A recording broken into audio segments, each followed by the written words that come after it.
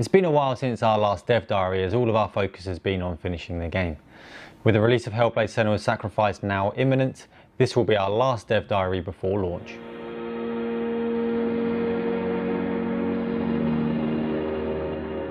This is the first time that we're self-financing and self-publishing a major new game off our own backs, and our resources and budget was severely limited for Hellblade, but we didn't want anyone playing the game to feel like we've cut corners. And we knew it would be a fight to get this game done to the quality we wanted, but we didn't really quite anticipate just how hard it would be. We've got a really good chance with this, and the platforms are really excited about it. I think we've got some cool things going on marketing-wise, so nothing's guaranteed, but certainly what we're aiming for with this is doable and it's realistic. So a few months back we hit alpha, which meant that the game experience was complete but unpolished. Some areas were strong while others were weak, and we knew that the last few months would be crucial as we shifted our focus from content creation to improving the player experience. But how can you make sure that the game is compelling and working as intended when you're so close to the project? A good rule of thumb is that you should never trust yourself. And so we invited people to the studio to play the game, people that we trust, who have a good eye for story, combat, gameplay and so forth. It's not about the shock of a juxtaposed world. It's about a subtle shift. Yeah. And it feels like something in my brain has been shifted. Yeah. The team's sole focus is to address this feedback week on week until we get to the very last day of the project.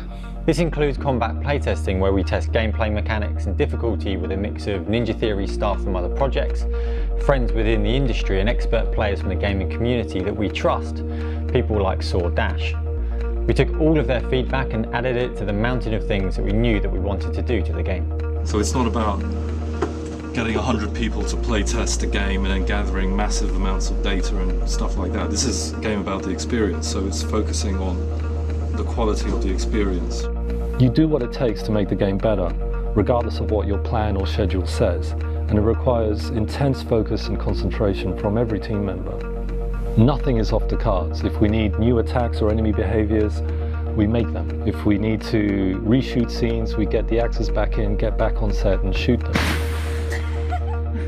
Or if we need to completely redesign a section of the game that's not working, we dive in and we do just that. Fear and desperation can set in, but you have to keep reminding yourself that there's no point finishing a game unless it's the game you intended to make. At the same time, there's a massive optimization and debugging effort going on. Getting the game to run at a good frame rate, to fit in memory, and fixing bugs and crashes is an ongoing effort that takes the best part of a year, involving most of the same team members. On top of this, there's PlayStation 4 Pro and high-end PC support with things like 21:9, 4K across multiple graphics cards, and support for 20 languages with subtitles. The list of areas you have to polish seems endless. Combat, traversal, puzzles, animation, cinematics, audio design, music, VFX, story. It just goes on, and it can feel overwhelming.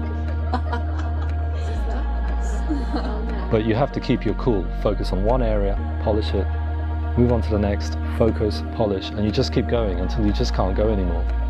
And with Hellblade, there was an additional factor that was essential for us to get right. For over 2 years, we've been collaborating with mental health professionals and people with lived experience of psychosis. We showed them a near final version of the game to get their final feedback to ensure that we weren't misrepresenting them in the experience. We took all of their final feedback and added it to the list. It also inspired us to create a 25-minute documentary feature on our collaboration, which is included in the game. Who's that? The final step is to prepare your game for submission for PlayStation and for PC. Sony in particular have very strict technical guidelines that you have to adhere to, and we planned for 3 submissions. The first one bounced back due to technicalities, so we fixed these and submitted a second time. That again bounced back, and we had our third and final time to submit and pass, otherwise we would miss our ship date. Thankfully, we passed.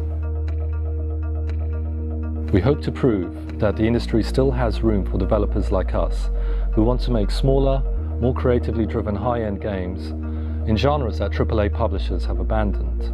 But to do so, we have one more battle to fight, and that is to get the word out there. And so from here, we are counting on your support. Thank you.